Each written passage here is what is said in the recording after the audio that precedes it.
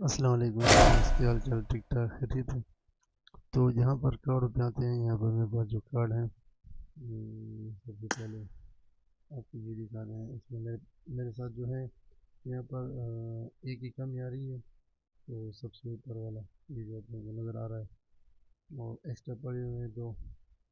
तो ये देखो, ये दोनों एक्स्ट्रा पड़े हुए हैं। या किसी को चाहिए तो मेरे साथ चेंज कर सकता है। यहाँ पर भी है, यहाँ पर मेरे पास से दो एक्स्ट्रा पड़े हुए हैं। और ये तो पूरा हुआ है मेरा। एक्स्ट्रा भी मेरे पास दो पड़े हुए हैं। अगर किसी को चाहिए तो मेरे साथ चेंज कर सकता है।